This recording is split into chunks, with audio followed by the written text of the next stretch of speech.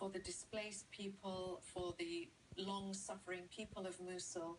The priority is to defeat ISIS and to push them out of Iraq. You're right that we have ambitions towards independence that we've never hidden from anybody. We talk about it. Everybody knows that if there was a referendum tomorrow in Kurdistan, an overwhelming majority would vote in favor of independence. But that's not the fight today. The fight today is about liberating Mosul, pushing ISIS out, and winning the peace in Iraq. And that's for everybody. Yeah, but the big question here is what happens after Mosul is liberated, the post-ISIS era? Because right now, the Kurds have a lot of leverage. You've committed a lot of firepower to this offensive, and you do have, in some ways, the upper hand to try and push forward with this claim of independence.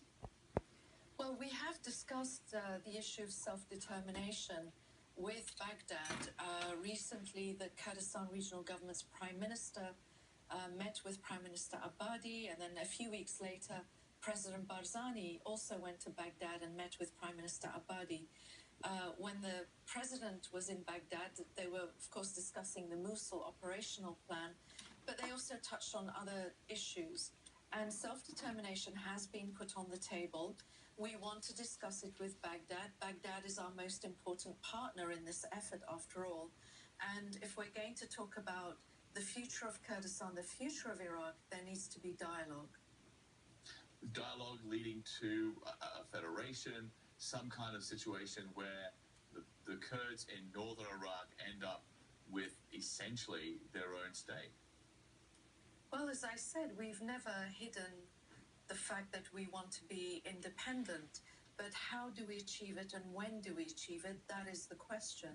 There are many options ahead of us, one of which is no change, to keep the Kurdistan region as it is within the constitutional framework of Iraq. But there are many aspects of the constitution that have never been implemented, and this has caused tensions with Baghdad. In relation to what happens the day after Mosul is liberated in terms of running Mosul and trying to avoid a repeat of the problems which led to the rise of ISIS in the first place, do you have a lot of faith in the government of Baghdad that they have learned their lessons, that they know how to move forward to ensure that there's no persecution of the Sunni minorities, to ensure that the Kurds in the north are included in any of these kind of decision-making processes, and to avoid outside meddling from other countries who believe they have a stake in this as well? Well, I'm going to quote a Yazidi friend who, and as you know, the Yazidis have suffered the worst genocide under ISIS. And what he said was, one thing is clear, we cannot go back to the system in Iraq that allowed ISIS to gain ground. So clearly there are many things that need to change if the Sunni Arab community is going to feel that they are full citizens and full participants in Iraq, if the minorities are going to feel protected and that they have a stake. Things do need to change, but how we do it is the question. And I would also urge that the United States stays engaged. What we don't want is for the Mosul liberation to happen and then for there to be an exit of the coalition. The coalition, which is led by the United States, needs to remain engaged with Iraq as we go through these other problems that we need to deal with. Governance of Nineveh and Mosul, the humanitarian crisis that still has over 3 million people displaced.